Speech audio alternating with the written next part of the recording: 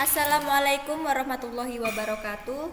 Selamat siang Dewan Juri yang terhormat. Saya Mursadah, peserta dari SMA Negeri 15 Muko-Muko sebagai pihak afirmasi dengan mosi bahwa Dewan ini akan memiskinkan para koruptor.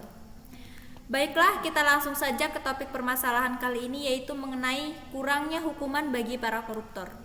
Seperti yang kita ketahui pada saat ini, banyak sekali tikus-tikus kantor atau para koruptor ini. Korupsi yang dilakukan para koruptor ini bisa merugikan perusahaan maupun negara. Nah, sebelum kita menjelaskan argumen mengenai masalah ini, kita harus mengetahui dulu apa yang dimaksud dengan memiskinkan para koruptor ini. Memiskinkan di sini adalah cara kita untuk memiskinkan atau menguras harta miliknya.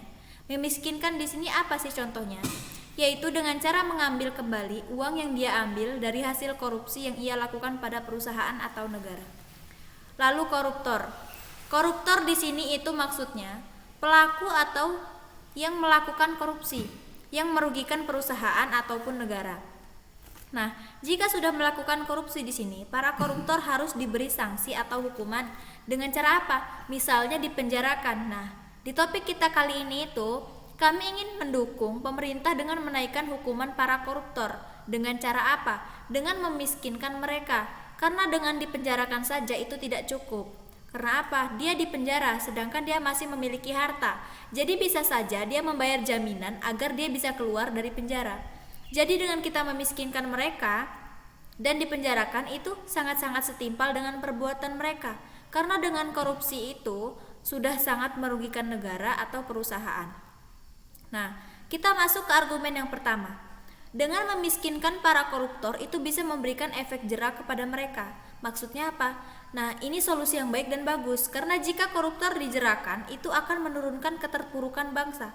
Bahkan, dari tindakan korupsi itu bisa merusak kestabilan ekonomi dan keamanan negara. Contohnya di sini apa? Karena para koruptor itu korupsi dan keuangan perusahaan atau negara itu menurun, itu akan berakibat dan berdampak pada semuanya. Misalnya apa? Salah satunya kepada karyawan. Dengan menurunnya keuangan perusahaan atau negara, tadi kan pasti itu turun pula gaji karyawan. Nah, di sini yang rugi bukan hanya perusahaan saja, tapi juga karyawan, bahkan investor-investor lain yang bekerja sama dengan perusahaan atau negara tersebut.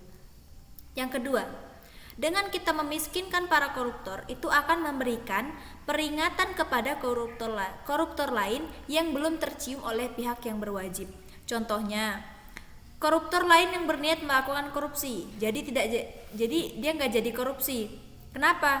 Karena dia tahu apa hukuman yang akan dia dapat jika tertangkap atau terbukti.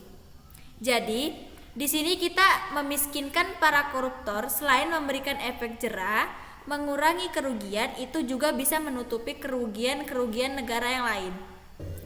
Kita semua tidak mau dirugikan kan? Nah, jadi mari kita sama-sama dukung tim Dewan bahwa akan memiskinkan para koruptor. Atas dasar inilah saya mendukung mosi ini. Sekian dari saya, terima kasih. Wassalamualaikum warahmatullahi wabarakatuh.